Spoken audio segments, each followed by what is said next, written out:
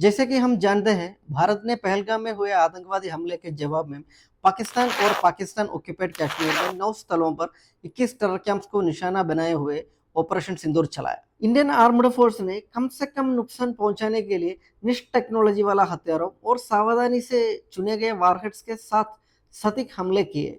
तो आज के इस टॉपिक में ऑपरेशन सिंदूर में इंडियन मिलिट्री आर्सेनल द्वारा यूज किया गया 2 तरह की वेपन्स के बारे में जानते हैं।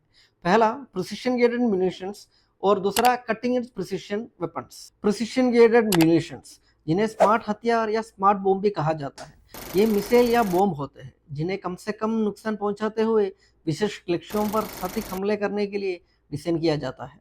पीजीएम की मुख्य विशेषता, पीजीएम लक्ष्यों को ट्रैक करने और सटीक रूप से हिट करने के लिए GPS, laser guidance, infrared sensor या रडार का उपयोग करते हैं। वह मौसम, हवा या टारगेटिंग एरर्स को ध्यान में रखते हुए हवा में अपना ट्राजेक्टरी को संयोजित कर सकता है। सटीकता के साथ लक्ष्य करके पीजीएम सिविलियंस और आसपास के इंफ्रास्ट्रक्चर ढांचे को होने वाले नुकसान को सीमित करते हैं।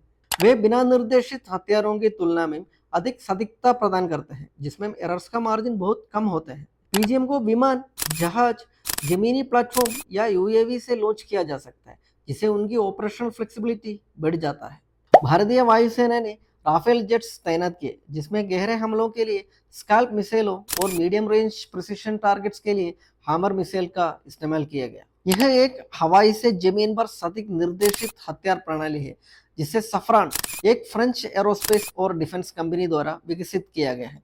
भारत ने अपनी हवाई हमले के क्षमताओं को मजबूत करने के लिए हाल के वर्षों में कई हामर सिस्टम खरीदे हैं। इसकी रेंज 70 किलोमीटर तक है और इसे राफेल जेट्स पर लगाया जा सकता है।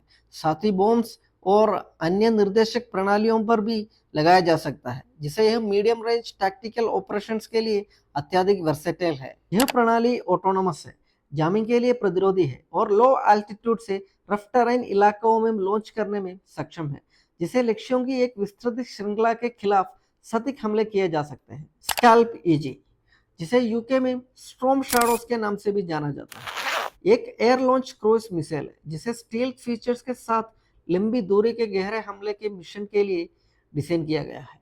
एमबीडीए, एक यूरोपियन मल्टीनेशनल डिफेंस कंपनी द्वारा विकसित स्कैल्प की रेंज लगभग 450 किलोमीटर है और यह कम ऊंचाई पर उड़ान भरने में सक्षम है, जिसे इसका पता लगना मुश्किल है। इसे रात में और सभी मौसम की स्थिति में तैनात किया जा सकता है, जिसे इंडियन एयरफोर्स को एक हाई ऑपरेशनल फ्लेक्सिबिलिटी मिलता है। स्कैल्प नेविगेशन के लिए आईएनएस, जीपीएस और इलाके के संदर्भ के संयोजन का उपयोग करता है, जिसे यह बंगेट्स और एम्यूनेशन डिपोट्स जैसे हेवीली फोर्टिफाइड टारगेट्स को हाई प्रिसिशन के साथ कॉम्बैट कर सकता है। Meteor, next generation air to air superiority Meteor, MBDA द्वारा विकसित एक beyond visual range air to air missile है, जो घने इलेक्ट्रॉनिक वारफेयर के मोड में भी प्रभावी है।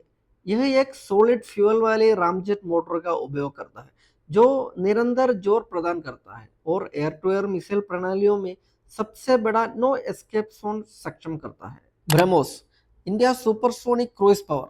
ब्रह्मोस भारत के डीआरडीओ और रशिया के एनपीओ मशीनों स्ट्रोनिया द्वारा संयुक्त रूप से विकसित एक सुपरसोनिक क्रूज मिसाइल है। यह तीनों भारतीय रक्षा सेनाओं में ऑपरेशनल है। यह मार्च 3 के करीब गति से संचालित होता है, जिसे तेजी से लक्ष्य पर हमला, लो डिस्पर्शन और मिनिमल इंटरसेप्शन रिस्क सुनिश्चित करता है। BrahMos missile fire and forget mode का पालन करती है, जिसकी क्रूइजिंग एल्टीट्यूड 15 किलोमीटर तक है और टर्मिनल एल्टीट्यूड 10 मीटर जितनी कम हो जाती है, जो 200-300 किलोग्राम का पारंपरिक वारहेड ले जाती है।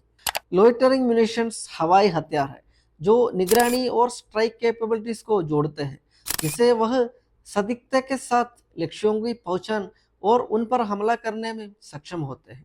इन प्रणालियों को ऑटोनोमस रूप से या मैनुअल रूप से संचालित किया जा सकता है, जो रियल टाइम इंटेलिजेंस और सही समय पर हमला करने में क्षमता प्रदान करते हैं।